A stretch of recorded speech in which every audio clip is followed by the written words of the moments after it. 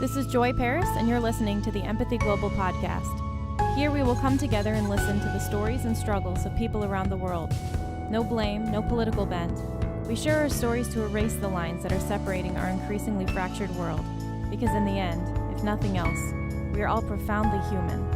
And finding the beauty in that and being willing to feel someone else's pain, someone else's story with them, that is empathy. Are you interested in helping out our mission here at Empathy Global? Visit us at empathyglobal.org, or you can become a patron at patreon.com/empathyglobal.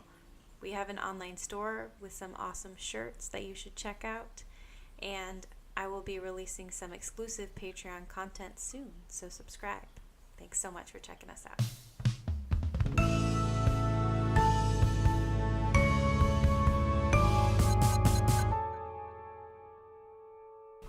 Hey everybody, and thanks for tuning in. Today we're talking about toxic religion and some things that may happen in the church and traumatize some of its members, and how many people are felt that they have to keep silent. So first we're going to start by introducing ourselves. Who wants to go first? Good morning, I'm Brandon Wilson. All right, tell us about yourself. Well, I'm a musician, so most of the time, if I'm in a church, I'm an employee. Mm-hmm. So, a lot of people kind of see your face and whatnot, and so there were like two instances that I kind of thought about to talk about, but the one that really happens more often, I would say, is more so related to the fact that I was a musician, but I wasn't always playing in church. So I go out and I might play in a bar or somewhere where you quote unquote shouldn't be, or with people that you shouldn't be with, and the thing that I got a lot of the time was, man, you shouldn't be playing in those places, man. That's horrible. You're gonna be negatively influenced. I'm praying for you. You're straying away, and you're playing music that isn't godly, and all this, and sometimes this happened for years and years and years and years. But I found it got a little more intense, when you actually become an employee and you start to see the business kind of side of everything, and you're involved in actually being, on payroll and being a part of the church. It kind of gets a little more intense, and I kind of had to try to bring up the point, if you don't, if the church isn't signing your check at the end of the week, you have a secular job. You know what I'm saying? So you too are doing the very same thing that you're looking at me and saying that I shouldn't be doing. And I kind of had to raise the point. If you're not ministering on your job, you don't have a church job. So who are you to come to me and tell me that I'm out of the will of God, or I'm doing something I shouldn't be doing, or I'm dishonoring my faith, all of these things. And Especially in this area, there's not a whole lot of gigs you can play that are concert concertos or something, where exactly. You're in a really classy. I happen to like jazz music a lot. There's not a lot of places to do that either. You know what I'm saying? Not a lot of big bands that are in constant need of guitar players or whatnot. I think that the way we deal with people, and it just, especially when we're talking about sin, it's just, I think we deal with it incorrectly. I think we always try to come for somebody for their sin first, and I think we kind of forget that before Christ would preach to people, he would show them love first. So the first experience you would get with him is coming from a place of love and a place of, hi, how are you? Not in an immediate place of judgment. Not to say that we should let not call out sin or anything, or not, be complicit with things. But, I feel like the way we deal with things is just so off-putting to other people, to where, because if you talk to somebody who's, from another religion, or they don't believe, or they're agnostic, a lot of them have very logical reasons for, why they don't subscribe to one particular belief. And I feel like sometimes when we argue with people, we don't. And we look stupid. You know what I'm saying? We look ignorant, and we act ignorant towards people sometimes. I had someone who I know come up to me and says, roll her eyes one day. She said, "Oh, you've been playing that secular music." I was like, well, yeah, but I mean, I said this as a joke, not to be condescending or cocky. I said, well, yeah, and you mean, you want to see my 1099s from secular music versus church music? I can show you which one paid me more. I can show you which one paid my bills at the end of the month. Yeah. You know what I'm saying? You can't usually live fully off of off of church musicians' Yeah, salary. you have to have multiple streams of income. Multiple streams of income. So it's like, unless you plan on paying all of my bills, I have to seek work elsewhere. And you wouldn't be upset with me if I chose an office job. Which, again, is, like I said, a secular job. Unless, your boss didn't hire you to minister. He hired you to punch numbers. Yeah. So punching numbers isn't church related. So, Yeah. Do you want to go ahead?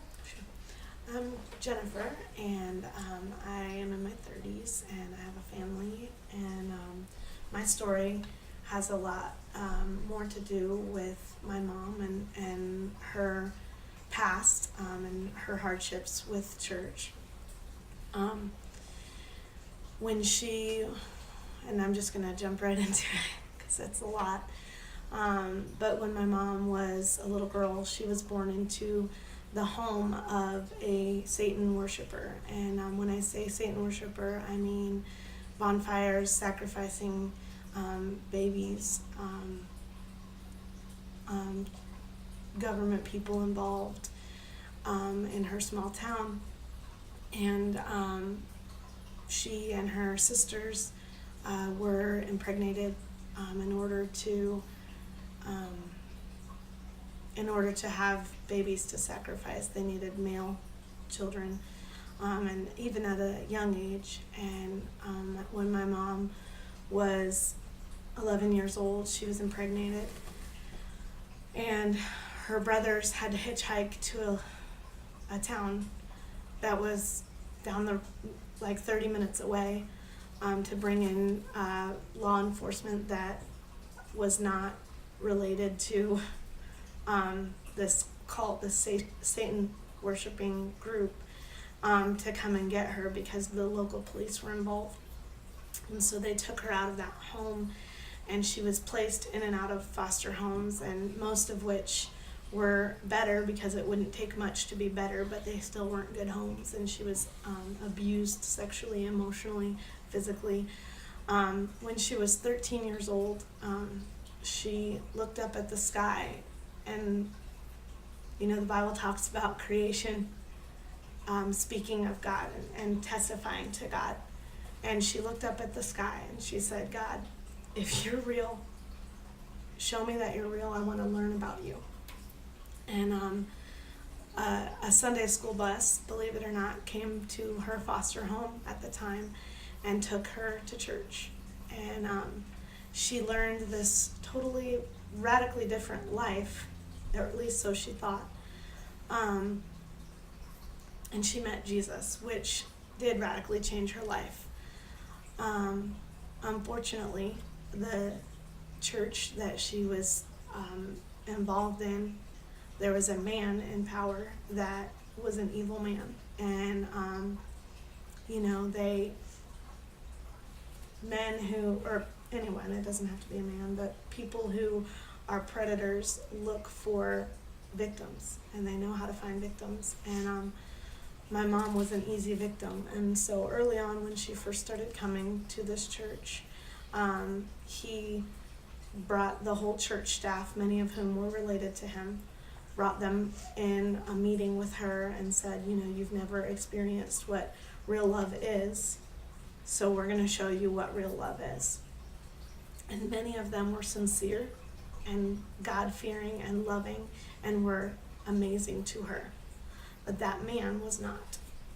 That man then took other privileges and opportunities and got her by herself and told her other things, like whatever he was doing to her was cleansing her spirituality because she was dirty because of the way she was used before.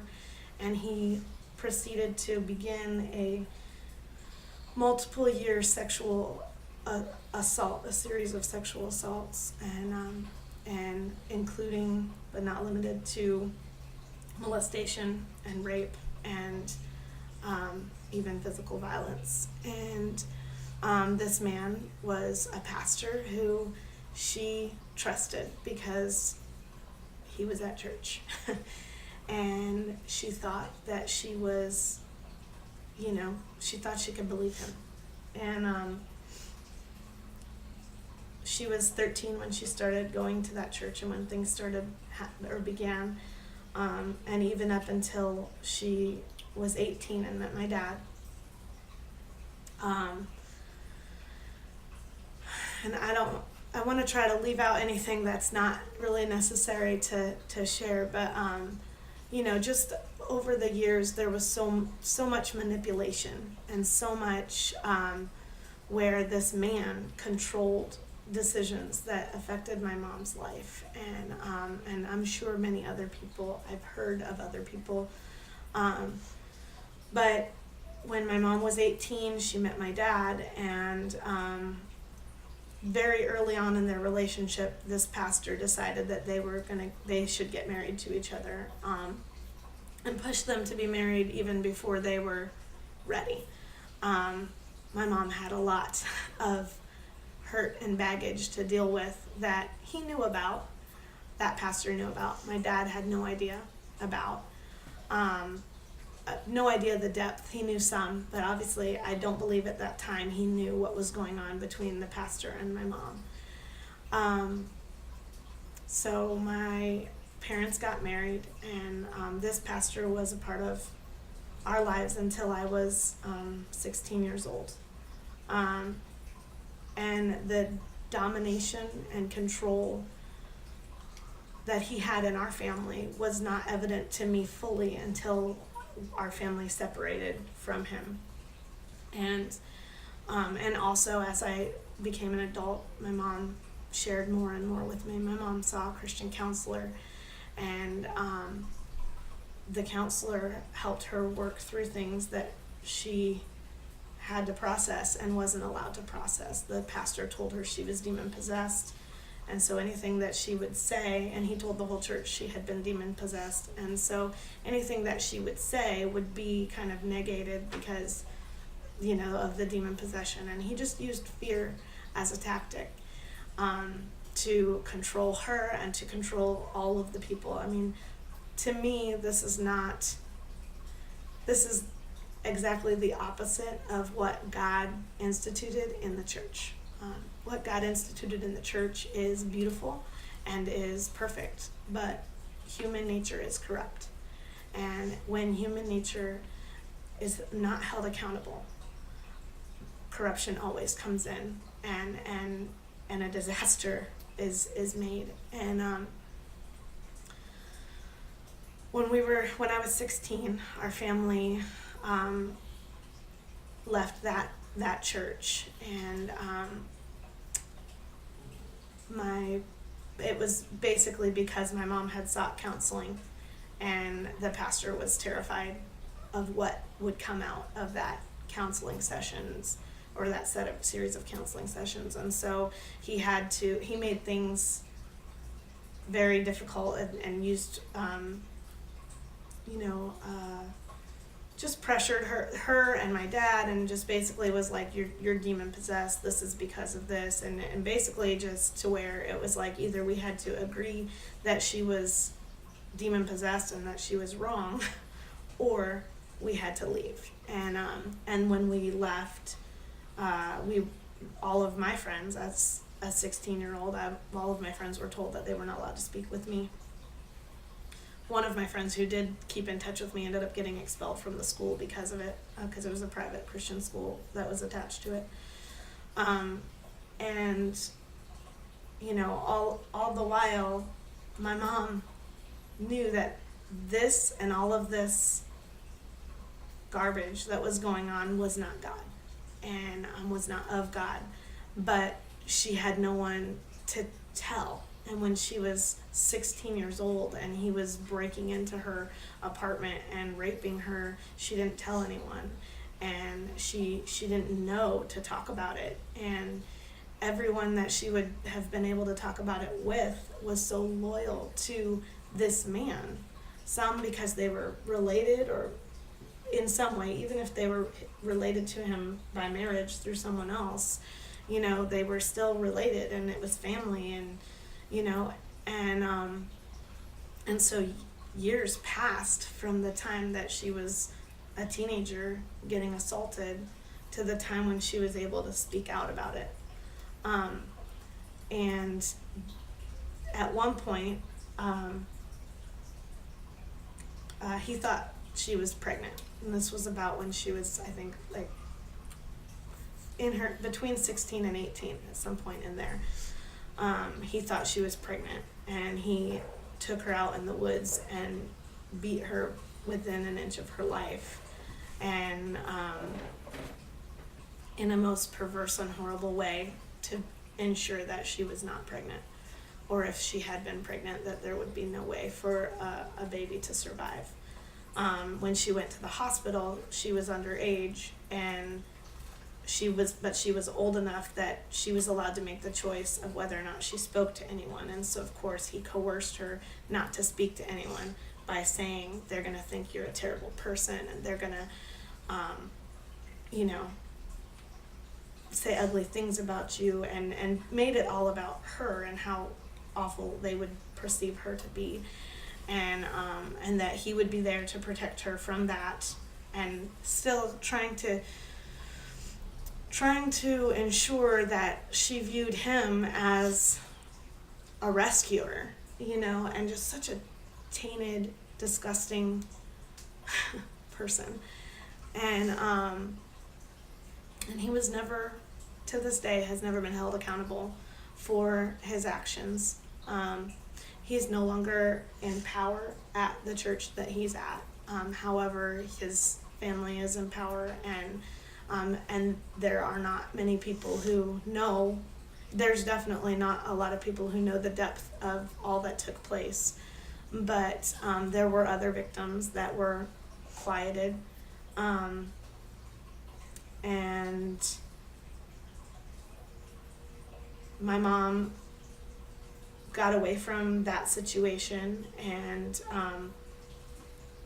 somehow my mom was able to separate that experience from God and who God was. And that's the part that's so amazing to me, but I know it's because God gave her grace that only he can give to raise 4 children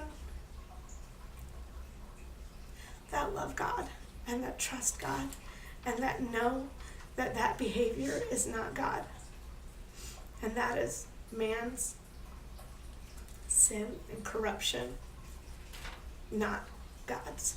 And so she passed away a little bit over a year ago, and her legacy is 4 children who are adults, who have families, who love God, and who are a part of a church, and who know that church is not the culprit of this, but that man is corrupted. And so that corruption happens whether it's in a church, in politics, in a business, anytime power goes unchecked. And I just want people to know that bad things happen everywhere. Bad things happen. There are bad people in church. There are bad people in job settings. There are bad people in foster homes. There are bad people anywhere. but that is not the system. The foster care system there are problems in it, but every foster home is not bad. Every church is not bad. Every business is not bad. And that's all. Thank you so much for sharing that. She told me that story a few months ago, and when I decided to do this topic, I was like, okay, you have to come back and tell us that story. So I think people don't believe how extreme some of these situations can be and how far people will go to protect these types of things that happen, or especially when it's that extreme, people just don't believe that it's true. You know, if you were to try to tell, people would never believe you, you know. And so I think that's part of, you know, what keeps people silent for so long. It can be really, really tough. All right, Lisa. Hi, my name is Lisa Webb. I'm 45 and retired and just enjoying life in the woods with my new husband. And my story, I have a few that I could share. I am a deacon's daughter and youth director's daughter. And yes, those things happen to us too. And but I just wanted to share with you that, you know, there's going to be a day when everybody's going to be held accountable. And, you know, God promises that vengeance is his, and, you know, he can take care of things so much better than we can. And he's the father to the fatherless, and he's the defender of the widow. Mm-hmm. Sorry. Story just touched me. I told them before the podcast, I said, someone will cry. So far, every single podcast, someone has cried. So I'll be the one probably. So, but he's going to make sure that everything that is done in the dark, it's going to come out in the light. Yes. And praise God, thank you, Jesus, he's on our side. But my stories begin with I just started college, and became pregnant outside of marriage, and we had not went to the pastor to tell them yet. And the pastor, I guess, found out, and he called my parents in. And this is the church that I had grown up in. Mm-hmm. So I was in my 20s, and we had started going there when I was 5. Like I said, my dad was head deacon, my mom was youth director. We were at church more than we were at home, I think. And so the pastor called my parents in and said, y'all are a disgrace to this church, and so you need to leave. So we were kicked out because I was pregnant outside of marriage. Another one, when I had my son and I was trying to get back on track, I was working, going to school, and all of that, and getting into church as much as I could. And when I would go to church, I would like to help with the youth. And so I was helping with the youth, and the elders called me in and said, I'm sorry, but you're a single mom, and that doesn't look good. So you need to step down. We don't need you, teaching the youth because you're a single mom. You probably belong just in the nursery with your child. Okay. And then another one, I had went before the pastor. I was married and to another person, and I went before the pastor and told him that there were some issues in the marriage, that my husband was abusive, and would he please talk to him, and maybe we could get some counseling and he could get better, and all of this. And the pastor said, well, he's my friend, and so I don't think it's best that I talk to him. And so he gave us a name and a number of somebody. And so I would say, well, he's not going to go to this other person. And I would continue going up to this pastor, and he still wouldn't see us. He kind of swept it under the rug because my ex was deacon in the church, or I'm sorry, not deacon. He was a usher and trustee and taught the boys' classes, that kind of stuff. And so he didn't want to get involved. And so I was also in a Celebrate Recovery. Mm-hmm. Celebrate Recovery's 12-step program in that church as well. And I was sharing that I was getting ready to leave my ex, and that I had to do it in private without my ex knowing about it. and I was sharing this, and those 12-step programs, what's said in those programs at those times stays in those meetings. Nothing is shared. It's not supposed to go outside of those walls. And so I thought that I could trust the people that were in there, especially the leader. And the leader, who was also in pastoral care, she came up to me. I was getting ready. I mean, I only had a few weeks left and I could get out. And she came up to me and she said, I have to go before the pastor and let him know what's going on, since y'all are members of that church. And I'm like, you can't. He's friends with him, and is probably going to tell him what's going on. And I can't have you do that. You're going to put me and my boys in danger. And she says, you have a week. So I had to hurry up and get everything gone and get it out and get moved very quickly. And so that was another one.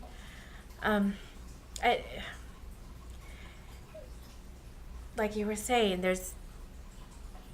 churches are not perfect. They're made up of imperfect people. We are sinners trying to find a way to be set free. And it's just like Jesus was talking.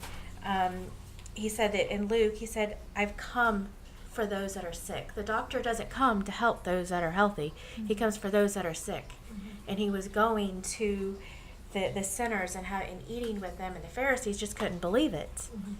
And they were asking him, and he's like, I didn't come for the righteous. I came to heal the sick and the lost, to save the lost. And that's what churches are made of. And yes, we've all been through some really horrible things. I mean, oh my goodness gracious, it just touches my heart when people are hurt, especially by people who we think that we can trust. And it just breaks my heart. But we have to understand that it's not everybody in the church, and it's not God. God is not doing this to us. Right. It's people. It's people who are not perfect. It's people who do not understand what we're going through. People who have never been in our shoes, and they don't understand how to handle it. They don't understand how to come before us and talk to us. And I'm so happy that you're doing this, because there was a friend of mine that he got up and he shared his testimony before a church, and it was a pretty horrifying testimony. And when he did, before that, he was friends with everybody. And then as soon as he shared his testimony and he shared what was going on in his life, he was shunned. And now he doesn't want anything to do with church. He can't stand church. He doesn't want anything to do with the people in the church, because they're quote unquote hypocrites.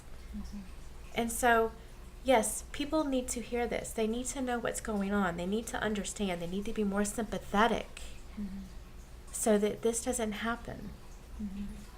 Julie, if I may, I think a lot of times in the church we have to put on this cloak of imperfection. We were talking about it a little bit earlier, where no one's allowed to discuss their vulnerabilities, and we're not allowed to discuss that we have struggles, and everything's just supposed to look like happy, perfect people in this environment here in church, because that's just the way it's like traditionally supposed to be, and that isn't reality, and that's not what God's calling the church to be.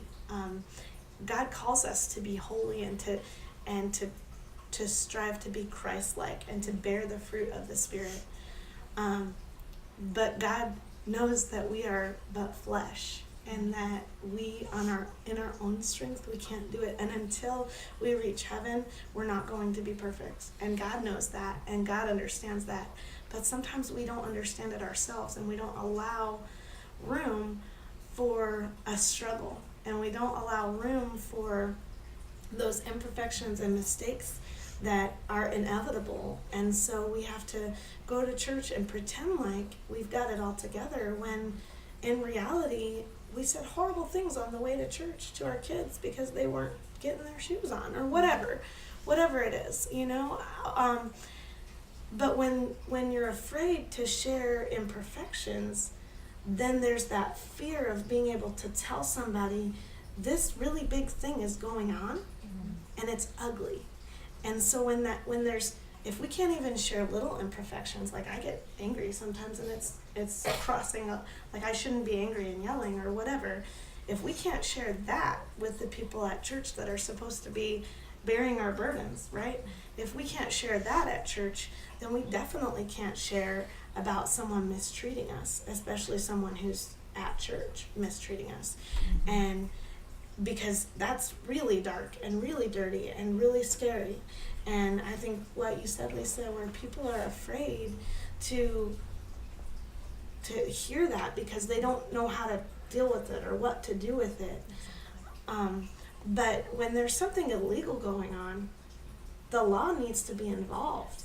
If the law had been involved when my mom was a 16-year-old girl being assaulted by her pastor regularly, that man would not have had opportunity to hurt anyone else. Exactly. And because so much time passed before my mom was able to talk about it, other people were inevitably hurt. And so, but it's because there's this fear of being imperfect. We can't talk about that. But we are. God knows we're imperfect. We know we're imperfect. We can let other people know that we're imperfect because it's in our imperfections that God's strength is demonstrated. Amen. Yes, amen. And in our weakness, He's made strong. Yes. And if we don't have any weakness, what do we need a Savior for? Amen. That's good. Amen. So I went to a Celebrate Recovery Leadership Conference about a year and a half ago, and everybody that was there had gone through the program themselves. And for anyone that's listening that doesn't know what Celebrate Recovery is, it's a 12-step program, but it's for anything. And they always say it's for your hurts, habits, and hang-ups. And so some people have like drug addictions they're recovering from. Some people it's eating disorders. Some people it's just simply codependency. It could be like an assault that you were a victim of that you're, rebuilding from, or you're learning how to cope. And so how you introduce yourself in those meetings, AA meetings, they'll say, hi, I'm so-and-so, and I'm an alcoholic, right? In Celebrate Recovery, they say, hi, my name is Joy, I'm a grateful believer in Jesus Christ, and I struggle with blank. And so even at the leadership conference, when they had some videos from people from Saddleback Church who created Celebrate Recovery, and they're leaders of like the whole program. And so even they would say, hi, I'm so-and-so, I'm one of the creators of, the Celebrate Recovery program, and I struggle with blank, so it's like, you're the head of it, but you still are being transparent. Yes. And so it's like every person that came up on the stage and shared their testimony, every person that was just there to attend the training, they introduced themselves that way. Mm-hmm. And it's not like I'm saying that my struggles like define me necessarily. In fact, it's sharing that you're an overcomer of those things. And so it was neat to be in a room with people who, like, this was our calling, and I felt like, I was like, this is the church.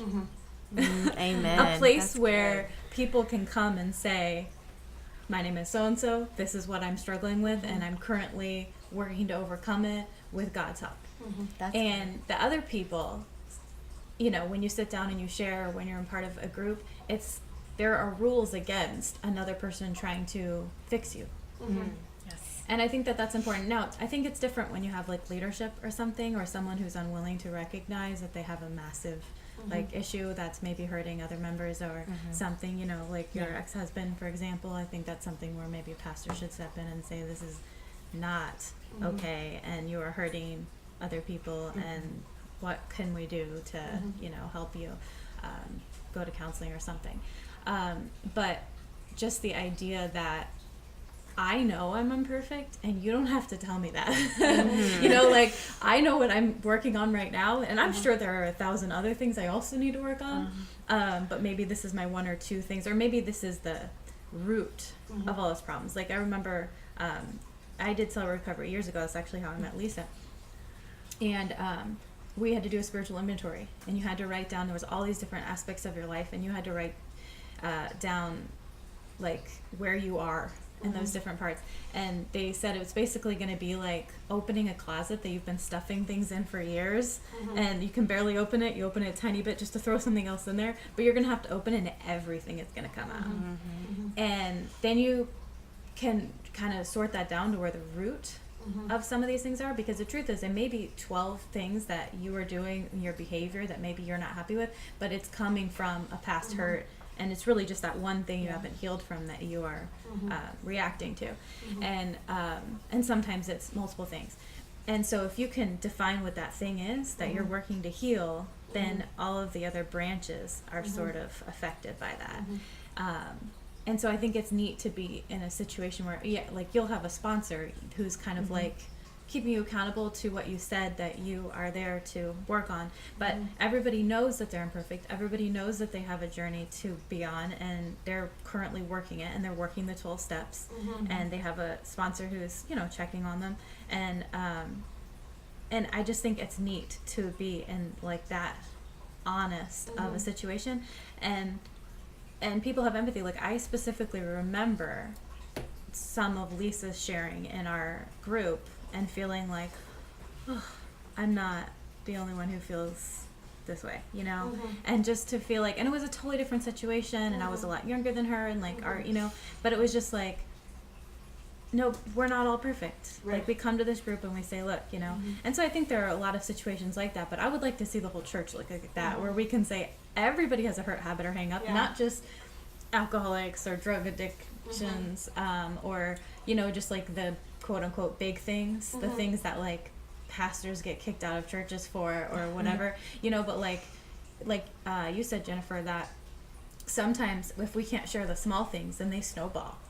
So if like I start having trouble with a really small thing in my life, and I can't share that, and especially if I'm in leadership, sometimes if you share something, they'll say maybe you're not prepared to be in leadership at this moment, and maybe that's my whole salary and I'm supporting my wife and kids or something, right? And so if I share that, I might lose my whole job.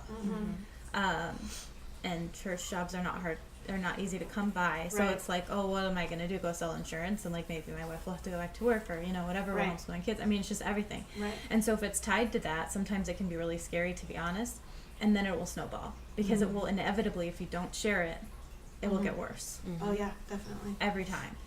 And so I think that's how some of these situations get to that point, where maybe as a child they were struggling, but the parents were also in some sort of leadership and didn't want to admit that their kid had issues, and so then it becomes an adult who has scary problems, and so I think it's important, and this is one thing that I was listening to a podcast this week where they were talking about like what recently came out about the Catholic Church, and like we've sort of known like individual situations about the Catholic Church, but this looked to be a rampant problem in a specific sect of the Catholic Church, and they were talking about like how this kind of ties into like politics and other systems and institutions, and how sometimes we're so loyal to our institution, like let's say some of these heads of the Catholic Church who knew what was going on, they didn't want the church to look bad, because they believed in like the mission of what the church originally was there for, so they brushed these things under the rug in order to try to save the church. And what happens is, if you're so loyal to the institution, that you end up either destroying the institution from the inside out, or changing what it was there to be like at all, so like if you have so many situations where priests are abusing children, is that even a church anymore? Now it's like a sex ring. That's what it becomes, right? Yes, exactly. And so I'm not saying I'm not saying that every Catholic church is that way, but what I'm saying is, if you let the problem grow so big, the institution you're protecting is no longer that. And so I think it's important that when small things are happening, or big things are happening, right? But that we are honest from the get-go, and that even if someone is in leadership, or even if somebody, it might be hard to come out about something because of like the ramifications, but we need to hold our institutions accountable in order to protect them in being the thing that we believe in to begin with, and a lot of people either don't do that, or they just leave. And so then you see like this bunch of people leave and nobody really knows why. And then the problems just start all over with new members. Exactly. Because nothing changed. Mm-hmm. And so I think it's important to be honest about those things and to hold our leadership accountable and to hold our institutions accountable. And the reason I say institution instead of church is because this can happen anywhere. And we were talking about this before the podcast, this happens in companies, where you find out one of the shareholders is like insider trading or something, and then they sweep it under the rug, and then at 10 years later, the whole institution goes under, the whole business loses everything, because if they had just fired that one person to begin with, then maybe would have been able to survive, even though it would have taken a hit at that time. And so, this happens in churches, it happens in politics a lot. Yes. Specifically because you have people who, the idea of being a politician is looking good in order to get votes, right? Exactly. So all of that is about sweeping things under the rug. Right. And you have different types of clubs, you have all different kinds of things. It can be any group that you're in. It could be public schools. There's so much stuff that happens in public schools, but I do see that in protection of children does seem to be paramount. Like they do a good job of, once someone is accused of something, they are put on leave until there's an investigation. So I don't feel that there's as much of like those types of big things swept under the rugs, but it can happen anywhere. It can happen in any sort of institution. So if it's an institution that you care about, then we have to keep it pure as much as we can. And I don't think that means like gossip necessarily about, I don't like that person, whatever. Because gossip is basically talking about somebody without talking to that person. And so I think sometimes it's important to like approach our leaders directly and say, this is not something that I'm okay with or whatever. But especially if there's wrongdoing or if there's something that's turning people away, like in your situation, Brandon, like if you're like, okay, I don't feel comfortable I'm going to these bars and I'm meeting a lot of non-Christian people and maybe I want to bring them to church, but if you treat me this way, how are you going to treat the friends I bring? Yeah. Exactly. Right? Yeah. So if you can share something Exactly. like that with the church and you can say, look, this doesn't seem to be a situation where, the Great Commission was to go and make disciples, and so it's like, if this church isn't creating a situation where I feel that I can do that, that seems to me like the mission isn't Right. what it says it is, right? And And so I feel like that's something you can sort of talk to leaders about or talk to groups about, instead of it being like just the way it is, and we just accept it or we leave. And I have been somewhere where I did decide, hey man, why don't you just come to church? And a friend of mine, I just got a friend of mine that's kind of a little wild, you know what I'm saying? Which is fine, you know what I'm saying? Paul was a murderer, so Exactly. I'm not, that was an extreme. But you know what I'm saying? Yeah, like right. Paul used to murder Christians, right? Or Saul when he was Saul, right? Right. So, and he wrote, some of the greatest works in the New Testament, right? Exactly. He wrote the book of Acts. You know what I'm saying? So, I could tell the look on the faces when my friend came in the church and said, "Oh, is that your boy? That's your friend?" I'm like, "Oh yeah, that's my friend." He's like, "Oh," it's like, okay, like, isn't the premise that you're supposed to just he's here? Yeah. He didn't stay for the whole sermon, but he's here. You know what I'm Yeah. saying? That's the start. That's where it starts. You know what I'm saying? A spark becomes a Exactly. fire. So, but if you put the spark Yes. out, Yeah. Yeah. Exactly. you don't have a fire. You're Right. gonna freeze, You're not gonna- right? yeah, Okay. exactly. So, Yeah. like I said, I think that the way we deal with people, it comes off as ignorant. Like I said, we need to start being more informed on our faith. I think we need to be informed about other faiths too. And I think it's okay to be informed. I think it's okay. You can read a book on Buddhism and you don't have to convert.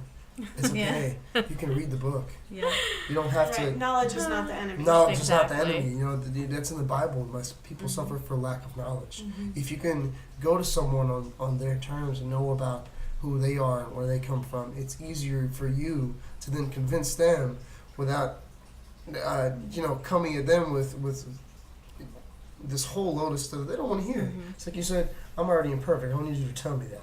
Yeah. I know I'm an alcoholic. You know what I'm saying? I know I'm a drug addict. You know what I'm saying? I I'm know. working on that. Yeah, I know I'd fornicate, or you know what I'm saying. I don't need you to tell me all that. No, please hold me accountable if you see me doing things that are just like in the open. It's like, hey, because we are supposed to hold each Or other maybe there accountable. are ways that Exactly. we can help encourage people. And I think the interesting thing is that I feel like we've gotten to a situation where we're so afraid of sin, we don't realize what sin really is. And what it is just a departure from the life that God gave us, like in the Garden of Eden, you know? Like, the reason that certain things are we're not supposed to do is for our own good. It's because, you know, if you are getting wasted at a bar every night, I don't know many people who do that are really genuinely happy in their life. You know what I'm saying? Yep. You get to a point where you're wasting your life, and I don't think that's like, oh, that's scary. I need to stay away from that person. Like, they're in sin. I think it's like, man, like, God didn't want this life for us, Right. you know. And I He think wanted so. abundant life. Yeah. I mean, that's what he's calling us to, abundant life. How is that abundant life? Right. And It's so, not. and I think that if we approach it, if we think of it like that, then it's not such a scary, like, there's top things, right, that you can't do and get away with in the church, right? So it's sex, anything related to sex, getting pregnant outside of marriage, pornography, those types of things. And then there's alcohol and drugs. And so those are like the top three. So if you say, I get angry sometimes, I lie sometimes, okay, those things you can get away with. But those are the scary things. God, And- tell somebody that you fornicated with somebody in the church. Yeah. You know, and watch you. You know what I'm saying? But then the Bible also says all sin is equal in God's eyes. Right. So it's like, okay, so you're excusing this one, but you want to see. Yeah. Yeah. Where's the line? Yeah. Control, And you know? there's obviously a difference between like hurting other people, because I think any type of organization, like, their goal should be to protect the other members, right? So if a Exactly. person is harming another person in whatever way, then that person needs to be held accountable, mostly to protect the other members, right? Or to protect the person who is the victim. So I'm not saying like we're just okay with that, but when it's sin that's not necessarily harming other members, I think we need to look at it less as like, oh, you're not one of us or something, like this really weird like separation where it's like, oh, you're like way far gone or something, and we like separate ourselves from people instead of saying, look, like there's a reason that certain things are in the Bible, and it's for us to live an abundant life, and because God wants the best for us when we're here, and you know, not that we're just like, yeah, just do whatever you want and like whatever, because we care about them too much, you know. Like, I had an ex-boyfriend that I remember, like, we'd broken up way before, and I found out from some of his friends that he was doing like acid and stuff, and I just sent him a text message, and I was like, look, I'm not like judging you and saying like you need to stop, but I know what life you want, and you've told me the life that you want, and you've told me the things you want to do with your life, and this isn't that. And I care about you too much to say nothing. But I just want you to know that, like, I believe that those things that you want in your life can happen, and I believe that you are better than this. Yes. You know, and I'm like, just want you to know that because I care about you too much. Well, And it's not like I'm pushing. It's not like, how dare you? It's like, hey, I want more for you.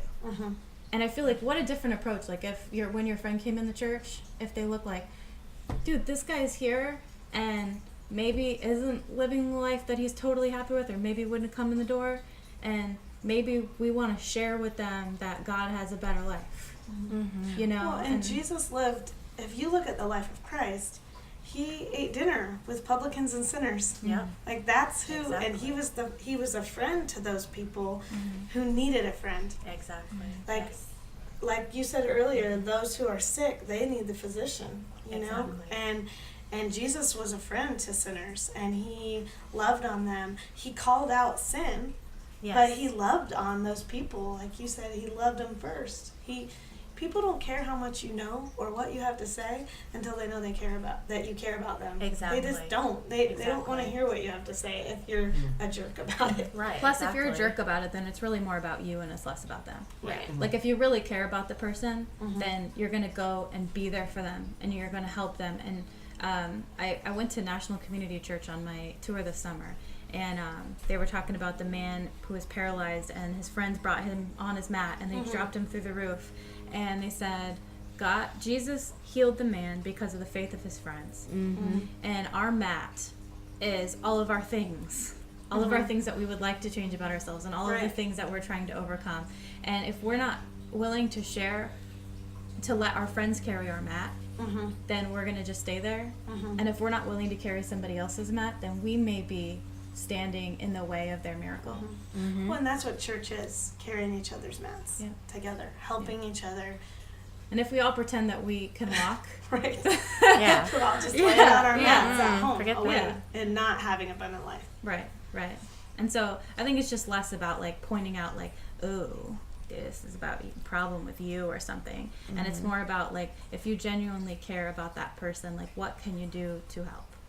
And if I just sit on the judgment seat and I do things like stand on the street corner and hold a sign saying like, you're going to hell, that's about me then.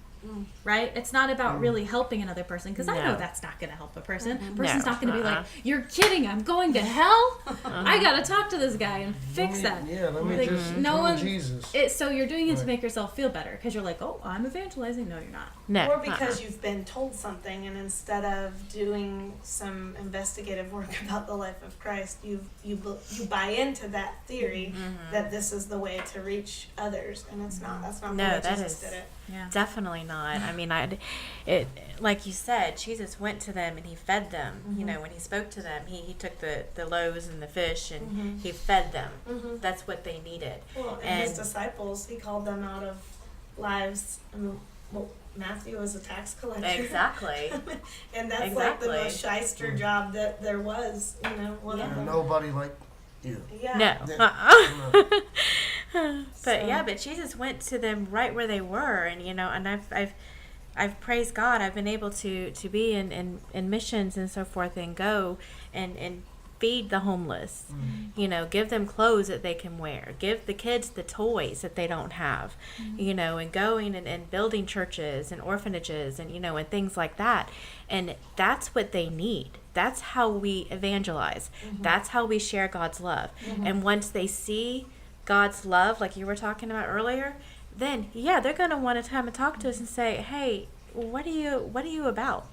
Why Why are you doing this kind of thing? And yes, we are supposed to carry each other's burdens. And we're supposed to meet their physical needs. Yes, exactly. Yeah.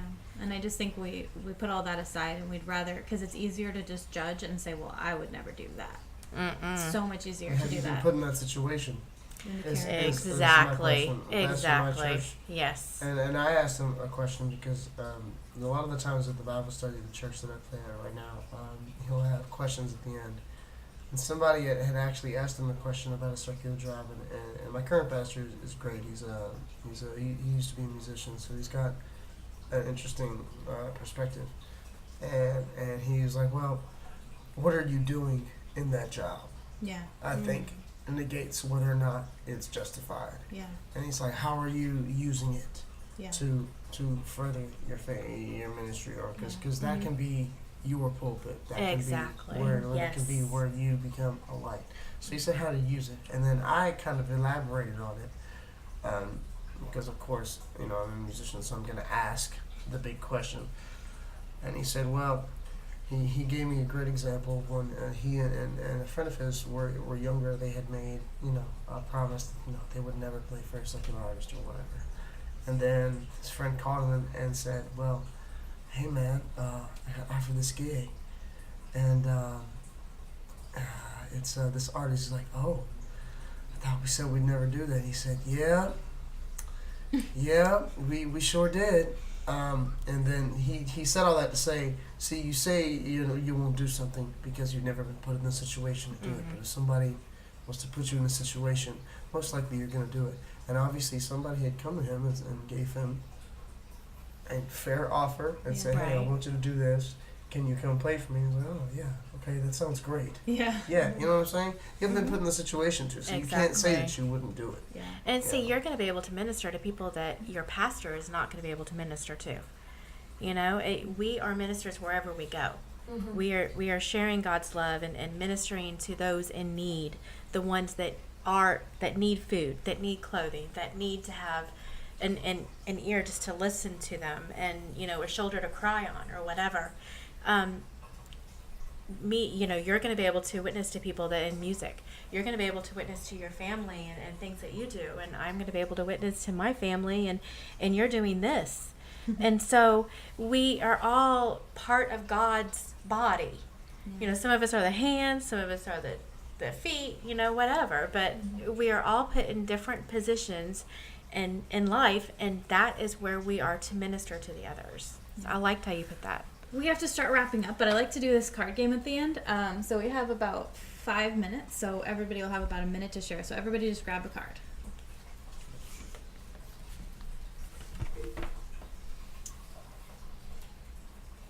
Oh man. Who wants to go first? I can. Okay, just Okay, make so- it quick so we yes. can wrap up. Yeah. How does courage manifest in your work? I think this goes so much with what we've been talking about. It takes courage to speak out. It takes courage to be vulnerable. I work in the church, and it takes courage for me as a leader to be vulnerable to the people around me. But my ministry is most effective when I have courage and am vulnerable. Mm-hmm. Brené Brown says, vulnerability is not weakness, it is your most accurate measure of courage. Amen. And I That's love that good. so much. It's All right, good. who wants to go next? What about you most comforts others? I think probably that I try my best to be real. I try not to judge others because I know what it feels like to be judged. And I just want to be there for people. I love people. And I just want to be there for them. And when I see someone hurting, I just want to go and just hug them and kiss them and, and fix everything, which I know I can't fix anything. But I want to be there for them. I want to be real. I want to show them that they're not the only ones going through this, that there is a light at the end of the tunnel. It says, when is failure productive? Which is, God, that's a good one. I love this card set. I love this card. It's called Provocative Questions for Applied Empathy. Oh. This is great. So I think failure is productive. If you've not chosen to wallow in your failure and you choose to go beyond your failure, I think it's productive when you take failure and you learn it and you say, okay, well, this idea didn't work, and try another one. Good. So you have multiple plans, multiple paths to go towards the same goal, accepting that maybe your plan might not work, but you might have to form another plan to find another path. I think it's productive when you learn from your failure. That's good. It's important to learn and not wallow. That's good. That's Sometimes good. we wallow, in failure, Yeah. which is okay for a time, but you definitely have to eventually move beyond. That's good. Mine says, when has mentorship played a role in your life? It's funny because I'm a super individualistic person. I wasn't as much growing up, and so I kind of learned that lesson being let down by a lot of people, that I was like, I gotta take care of me, and just started to I don't know, it's very hard for me to ask for help and things like that. And so every time I would take these personality tests and would say, what career should you do? It always said therapy or counseling. And I was like, nope. And I would do everything else, I got a business degree, and then I became a teacher, and I was I feel like now with teacher, the struggle is there's too many of them, and I can't really spend time individually with them like I would like to. And the older I've gotten and the more I've developed, the more I feel the need to make that difference, and to try to carry other people's burdens and do what I can. And so I just started my master's program in mental health counseling, and starting a celebrate recovery group. And it's funny because I've been reading Brené Brown's work, which I think was kind of the catalyst to my kind of figuring stuff out for myself and what I wanted to do. And her new book comes out in October, and the title of it is Dare to Lead. And all the other books were kind of like one was gift of imperfections, how to kind of like find value in your imperfections. Then it was daring greatly, like how to go out and do the things you're called to do and all these things. And so I've been kind of following this journey, and now her new book, and it was just funny because it's like a couple months after I signed up for my master's program, and I started this podcast a year ago, and I went out on the road in the summer to like go and meet strangers and like ask them questions. So to me, there's just a lot of things that are sort of like confirmation. And so I feel like mentorship, it's like been following me my whole life. Like, this is what you need to do somehow, some way. And I was like, nah. And finally, like, it's pulling me in. So anyway, thank you guys so much for being on the podcast. Thank you. Really Thank you so much appreciate for doing It's this. such a good topic. So we have a couple coming up soon. I think we're going to do the stigmas behind mental health and eating disorders next. So I'm not sure what order. I'm going to have to see which guests are available first. But for those of you listening, that's what we have on the docket coming soon. So thank you so much for tuning in.